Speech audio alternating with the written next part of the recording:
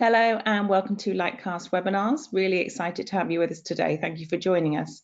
We have with us today our host, who is Carla Hoff, who is Director of Business Development for Further Education with LIGHTCAST. We also are very excited to have with us Krysia Wooffinden, Director of Policy Planning and Tenders at the Skills Network.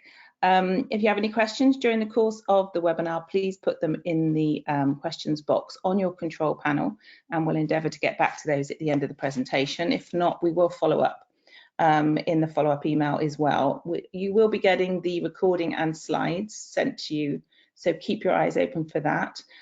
Today we've also attached in the handout section of your control panel the actual case study that we will be discussing later. If you'd like to download that, you can just go into handouts and download it there, and I will include it in the follow-up email as well. So without any further ado, I'll hand over to you, Carla. Thank you, Debbie, and welcome everyone. Thanks for joining us this morning. First webinar of the new academic year for the FE sector, so it's nice to be back after what seems like quite a while. So really excited, as Debbie introduced, to have guest speaker Krysia with us today from the Skills Network, who I will introduce properly in a short while. But just to kick us off, as always, I will give us a little bit of an overview to LIGHTCAST for those of you who might be joining us for the first time. So formerly MZ Burning Glass, those of you who do know us, you'll have noticed that we've had a little bit of a makeover over the summer. So mission is still very much the same as always, but yeah, a kind of new name and a new branding, which has been really exciting to launch over the summer. But that mission, as I said, is still very much the same, and that's to take away the guesswork from the labour market and shine a light on what's happening in your region, so you, your colleagues and the communities that you serve can make more informed, data-driven decisions, whether that's related to curriculum planning or course design, your employer engagement strategy, or informing careers advice and guidance activities. We have that data to help support you. So how do we do that then? So when we talk about labour market data or labour market and skills data at LIGHTCAST, we're referring to two main types of data. So that's structural labour market data and big data. So structural data at LIGHTCAST is made up of a whole host of official government data sources, and they really form the building blocks of our solutions and help us to understand the labour market in terms of industries and occupations. So we can have a look at what industries and occupations are driving those local economies and how they're changing over time.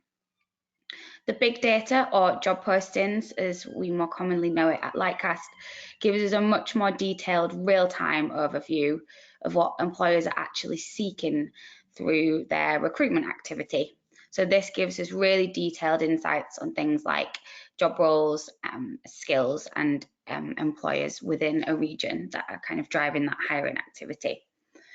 Lastly, professional profiles. So this is data derived from online professional profiles, and that gives us that detailed insight on employee supply and who's out there seeking the work.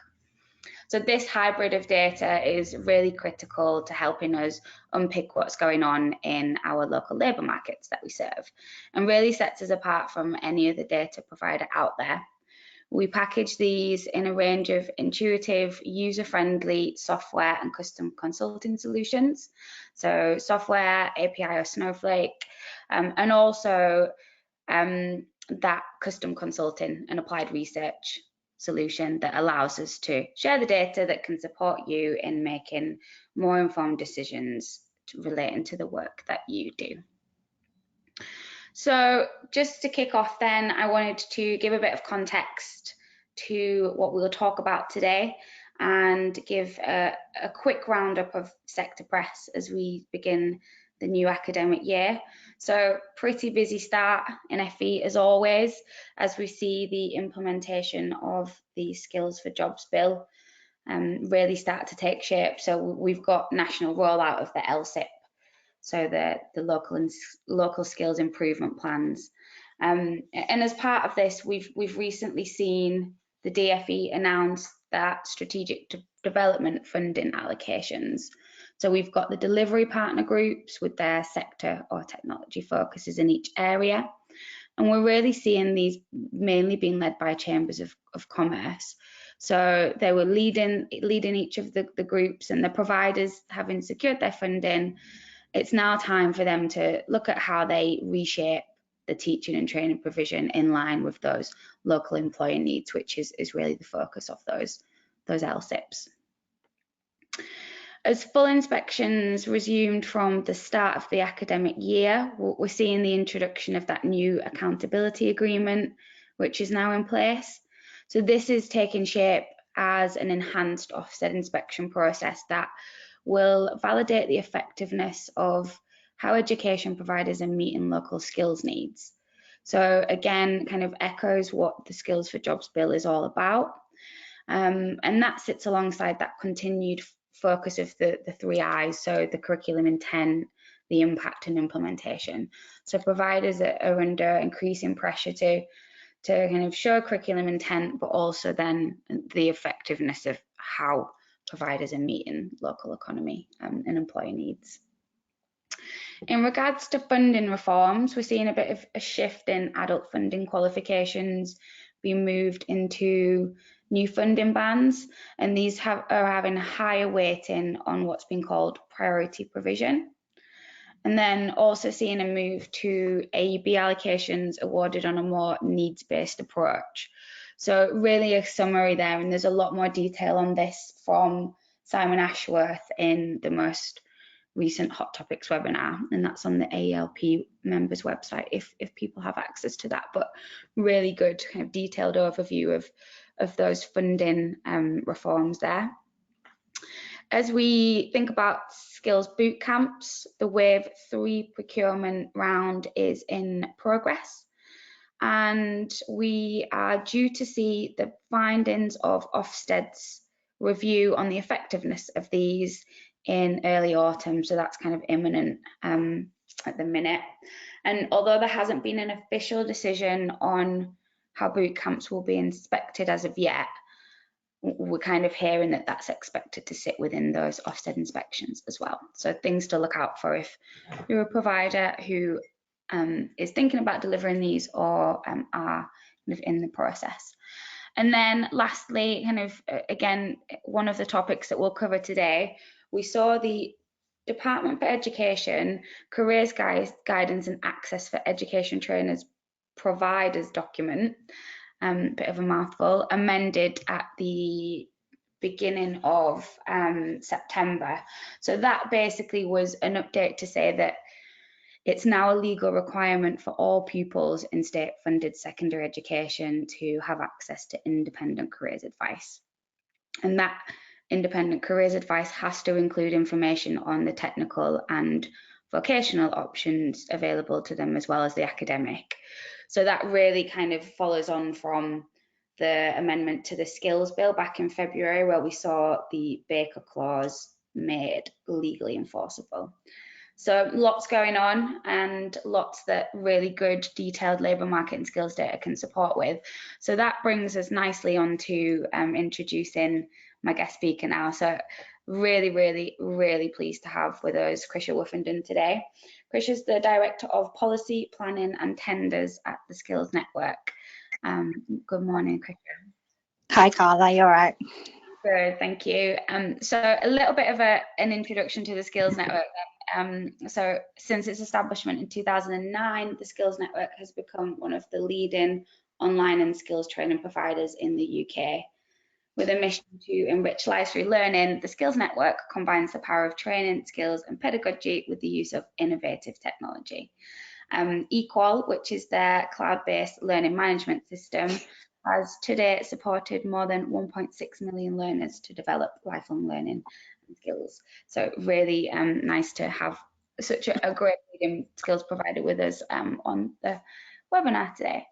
So we recently wanted to we had a conversation, and we really wanted to talk about and showcase how the Skills Network have used data, so labour market and skills data, to support that mission of enriching lives through learning. alongside the development of Equal, Skills Network have also been using LIGHTCAST analyst tool for a few years now. So the combination of what we talked about earlier, that structural and real-time labour market data and skills data, has been used to support a number of key initiatives and priorities that we're going to talk about today. So everything from strengthening funding bids and tendering activity to kind of being a big part of that skills bootcamp project, to enhancing and supporting learner careers advice and guidance process and things like career sheets that we'll have a look at today. Yeah, really excited to learn more about these. So we'll pick out a few and talk through those in more detail. So first thing I thought was really kind of top of my list for sharing is that data-driven approach to bids and tenders, and then that supporting developing a skills bootcamp offer. So jobs and skills data is that big data that we talked about, but what this really helps us do is unpick that structural traditional labour market data. So yeah, it's great to know that occupations within the kind of digital group of jobs, I suppose, are growing across the country, but to be able to pick out specialised skills, specific employers and areas where there's kind of hotspots for this is really, really crucial to being able to show that you know what you're talking about within bids and tenders and reflect skills need. So Krysia, can you tell us a little bit more about this process and what data points you're finding most useful in those bids and tenders when it comes to showing how your offer as the Skills Network can meet those local employment needs? Yeah, so we use a lot of kind of like CAST data in our bids, so evidencing how our offer obviously aligns with local need. So in the main, that is kind of like the industry overviews for those particular areas, looking at the sectors and so we're looking at the industries and to see if they're growing or declining and what kind of occupations are in there. But also the job posting data is really crucial in terms of, like you say, understanding what the specific skills are that employers are looking for, especially for bootcamp tenders, because obviously they're not necessarily digital roles. They can be roles that use digital skills but sit within kind of non-traditional occupations really. So it's been really crucial for us in terms of doing that. But also for the bootcamp bids, it was really important because obviously there is a high job outcome rate on bootcamp tenders. So understanding the level of vacancies, the number of employers that are posting adverts and what those jobs are for and where they are was crucial as well in terms of kind of profiling delivery for bootcamp bids. Yeah, and I think just speaking to you guys and other independent training providers in particular, I think one of the requirements of that bidding process is that you have to actually list employers that have got vacancies. Is that the same in what you've kind of done as well as that profiling? Yeah, we did use LIGHTCAST for a little bit of that. Obviously we engaged directly with the employers in terms of having those vacancies, but no, it was really useful because obviously once you dig into that data on LIGHTCAST, it does give kind of live vacancy data, so it was useful to be able to kind of drop in examples of the types of employers that were recruiting, the job roles that they were looking at as well, because I think that's quite important to funders to kind of show the broad spectrum of jobs that are available that are requesting those different types of skills. And also actually digging then into the job adverts that are on there was quite useful in terms of curriculum planning as well, in terms of looking at things that they were requesting. Yeah, absolutely. So we've got an excerpt from just a little bit of text that you put into that bid, and this is around data analysis. So your skills bootcamp courses are in digital marketing, data analysis and infrastructure, but I think that's really key in what you mentioned, in that we've got the top specialized skills for kind of a group of jobs there, but alongside that you can see everything else that's kind of sits hand in hand with that data analysis skill. So we can start to, you know, really, as well as going directly to the employers, really design those skills boot camps or any provision that kind of comes from this in line with what employers are asking for. So yeah, data analysis is a huge skill, but we've also got some other key programming language in there that's kind of that sits hand in hand with that offer. No, that's really great. Moving on to supporting learners in their career journey then. So I thought that this was just a really, really nice way of kind of showing how labour market data can support that. So at LIGHTCAST, those of you who know us, you'll be aware that we've got a number of clients who take our data and embed that into every part of their business. So yep, identifying employer engagement needs and aligning curriculum is crucial, but then the kind of next step from that is giving the learner, the actual individual, whether that be an adult learner or a school leaver, the data that they need on their future employment prospects and really kind of building out that career journey. So the labour market data and tools like Career Coach or the raw data that Skills Network are using can give us an insight into skills, wages, local employers, and really the kind of a bit of a list of what they need to better their job prospects, leading on from a course or a skills boot camp. So we've got on the slide here career sheets that the Skills Network have produced and are using within that careers advice and guidance process. Can you tell us a little bit about these, Krysia?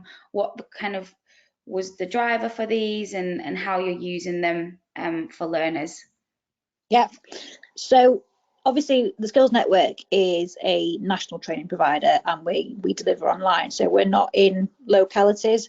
So for us it was really important that we could provide a series of levels of kind of careers information, advice and guidance. So all our learners have access to career support from one of our learner support advisors, but obviously not everyone wants to access that, and they do just want kind of information that they can absorb and read themselves. So all our learners receive one of these tailored career sheets now when they complete their course with us. So it's specifically linked to the course they've done, so they can start to really understand what's my next steps, what are potentially the job roles that I could move into, but also kind of pulling out what are the top in demand skills and how they can relate that back to their course. So we do a lot of health and social care, and obviously we have courses in mental health and understanding dementia, and they're kind of key skills that come up time and time again in job adverts within the health and social care sector. So just making learners aware of that so they can improve their chances then in terms of selling themselves to an employer and perhaps kind of securing a job. So that's the impetus for them. For us was to obviously share as much information as we could with learners so they can make informed decisions about their next career steps or if they're going to do further learning. But then obviously that's backed up then that they can obviously still speak to a person and they can provide more in-depth support, but it was just kind of offering it at different levels really in terms of what a person wanted. And that really feeds into the Skills for Jobs bill and that careers focus, but also I think thinking about Ofsted to be able to evidence then that yep, you're fully aware of one, why you do what you do in terms of your course areas. So here we've got health, public services and care, and we can map a course area to a list of occupations. So we've got a list of jobs there with kind of associated job numbers, openings, wages, and whether that's or where that's set to go over the next kind of 2-3 years. So yeah, being able to map traditional courses to jobs and then give some of that data that's probably a little bit more learner friendly must be really, really impactful. Have you had any feedback from learners? Are you kind of I know you're not directly speaking to learners, but you'll have a team of careers guiders or kind of subject sector specialists who will have contact with the learners, and just wondering if there's been any direct feedback of how these have helped. Yeah, I think they've really kind of helped to start conversations. So perhaps some of our learners that wouldn't have reached out to one of our careers advisors, this has kind of provided a bit of an impetus for them to do that. So it's almost kind of like give them a taster, and they've obviously wanted to understand a bit more, because I mean, in the future, we might want to do this where we do try and do them by geography, but obviously as a national provider, and then obviously managing how we send that out to learners when they're all over the country, digging into this information a bit more for a learner's locality is really important. So our career staff have access to LIGHTCAST, so they can dig into that for a specific learner and pull out kind of more tailored information for them. So no, it's been received really well, and I think it has. I think it's yeah, I think it's tickled people's taste buds a bit in terms of kind of saying, actually, I'd want to understand a bit more about this and come and speak to one of us. And just thinking about learners who have done an existing course with you, you talked about, you know, those key skills that are kind of reoccur in mental health, for example. Has it given you opportunities to be able to say, okay, well, why don't you do one of these courses with us, because it's showing up as something that's a skill associated with a qualification that you've already done, so it kind of benefits them, and then also allows you to, you know, kind of provide that learner with another course as well. Yeah, definitely. So obviously the courses that we provide, but also because we are partners with quite a large percentage of kind of colleges across the country as well, and other providers, it's good to be able to then link our learners in onto kind of next step courses as well, in terms of a progression that then link to this information as well, in terms of how could they further their career by having a different or an enhanced skill set.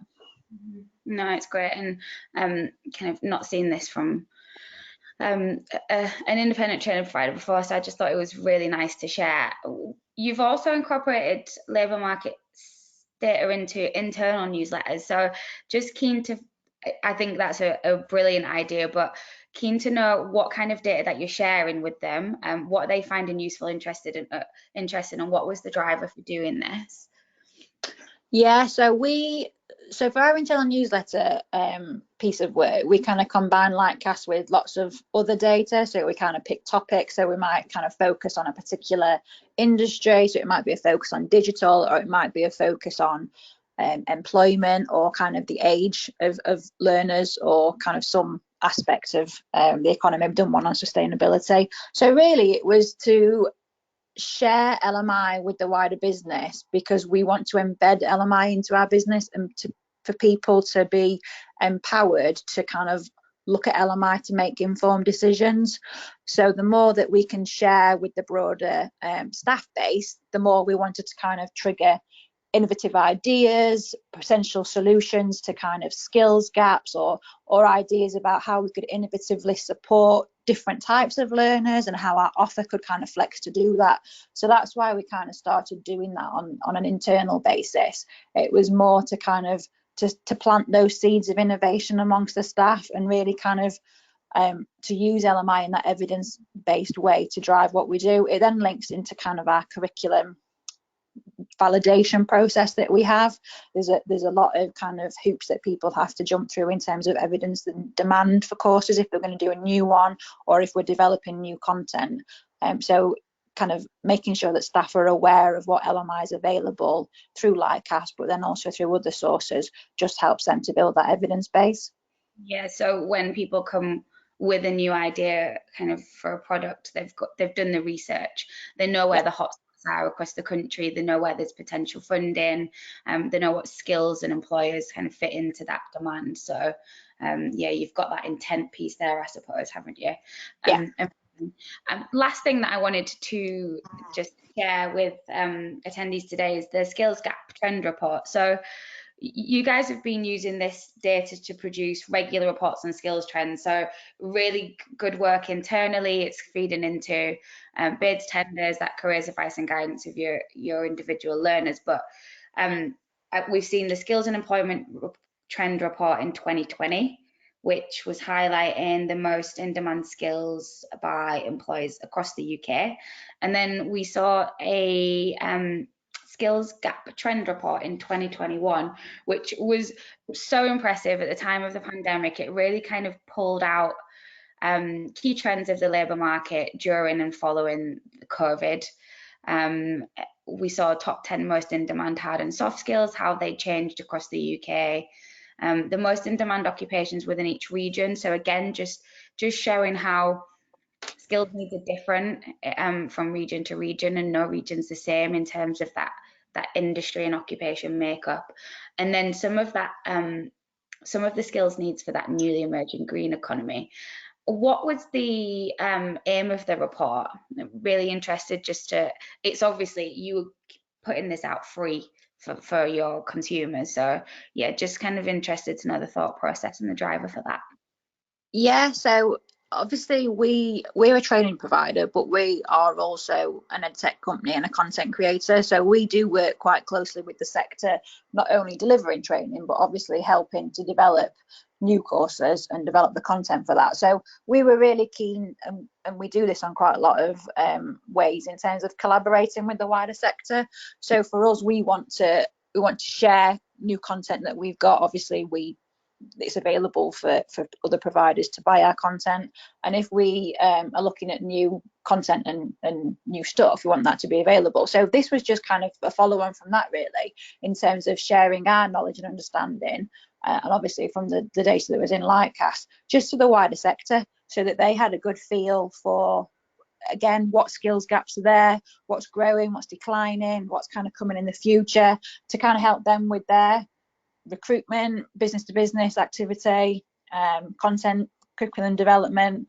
So it was really just to kind of give something back to the sector in terms of supporting them in terms of their future thinking. And you probably don't have this to hand, but do you know how many downloads this got? I know it was kind of really, really well received. But yeah, it's probably one for the marketing team to ask. Yeah, I know. I know I downloaded it, and then I got quite a lot of marketing emails back for it. But yes, no, it was very popular, and I think that it was quite good in terms of the mix of people that were downloading it. So there were colleges, there were other training providers, but also there was quite a lot of just employers. So just out of interest, they were downloading it as well. So it was good to kind of see that, and obviously our marketing and sales team kind of followed up on all that in terms of exploring new relationships and different things with them. But I think it is just nice that we've kind of got that out there and it's shared. We've done one recently on the generational divide as well, around learning, around different age groups of people and how they learn and how they best respond, again, just to kind of collaborate with the wider sector. And just to help strengthen those existing relationships with the people that you already work with, I suppose, but then creating new ones. I'm sure, you know, you kind of pique an interest of people who then want to come and work with you in a number of different ways. Yeah, definitely. I mean, especially around some of the work that we've done around sustainability, obviously putting that out there in terms of the skills gap trend report, sustainability, carbon reduction, they're all kind of a growing skills demand amongst employers, and we're now working with quite a lot of different partners in terms of how we develop that offer and what does that look like and how can the wider sector kind of benefit from it. And I think on that green economy agenda, just helping people understand what that actually means. I think I was at a conference at the beginning of summer on the green economy, and we did a poll for the attendees, and the definition and understanding what that actually means was the main challenge in the room, really. So if you can unpick that with some data and say, okay, well, what does that actually translate to in terms of job titles and skills, and how does that fit, like you say, with the digital sector? How does that fit into normal industries and occupations, and where are the hotspots for this? All things that, again, analysts and labour market data in general can help support with.